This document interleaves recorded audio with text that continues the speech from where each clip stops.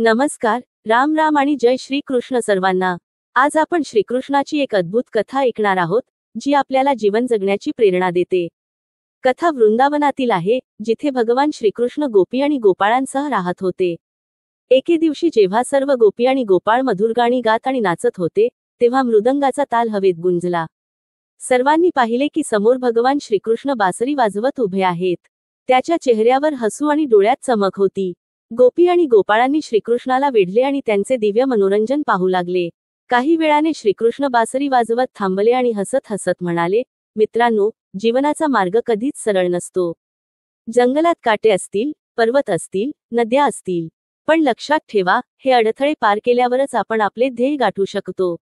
एका गोपीने कुतूहलाने विचारले, हे कृष्णा, आम्हाला सांग, या मार्गांवर चालताना निराश होऊ नये, हार मानू नये म्हणून काय करावे? श्रीकृष्णांनी उत्तर दिले, निराशा आणि पराजय हा मनाचा अंधार आहे। ते पुसण्यासाठी मनात श्रद्धेचा दिवा लावावा लागतो। स्वतःवर, तुमच्या कामावर, देवावर श्रद्धा ठेवा। तुमचे काम करत राहा, परिणाम काय आहेत याची काळजी करू नका, कामावर लक्ष केंद्रित करा। एका गुराख्याने अडवलं, पण कृष्णा, कधी कधी परिस्थिती इतकी कठीण होऊन जाते की आशाच हरवते। अशा परिस्थितीत काय करायचं? श्रीकृष्ण हसले आणि म्हणाले, मित्रा, अत्यंत कठीण परिस्थितीतही शक्यतेचा किरण नेहमीच असतो। तो शोधा, त्याचा आधार घ्या। आशेची ती छोटीशी ज्योत शेवटी जंगलही जाळून टाकू शकते। दुसऱ्या गोपीने विचारले, कृष्णा, आयुष्यात चुका होतात, मला त्यांची भीती वाटते। श्रीकृष्ण म्हणाले, चुकांना घाबरू नये, कारण केवळ चुकाच शिकण्याचे दरवाजे उघडतात। प्रत्येक चुकातून शिका, सुधारा आणि मजबूत व्हा। जीवनाचा खेळ म्हणजे चुका सुधारून पुढे जाणे।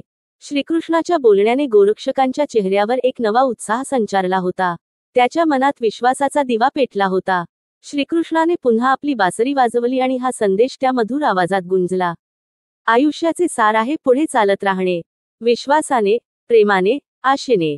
कधीही हार मानू नका मित्रांनो, कारण वाटेत कितीही काटे असले तरी शेवटी तुम्हाला गंतव्यस्थानाचे सुंदर फुलच मिळते। ही कथा आपल्याला शिकवते की जीवनातील आव्हानांना तोंड देण्यासाठी आपण हार मानू नये। आपण नेहमी विश्वास, प्रेम आणि आशा घेऊन पुढे जावे।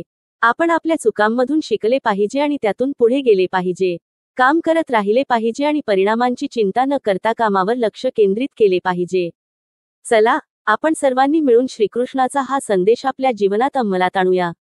जर तुम्हाला आमचा व्हिडिओ आवडला असेल तर कृपया आमच्या चॅनेलला लाईक करा, शेअर करा आणि सबस्क्राईब करा। आमच्याशी कनेक्ट रहा जेणेकरून तुम्ही आमच्या आगामी सर्व व्हिडिओचा आनंद घेऊ शकाल। धन्यवाद।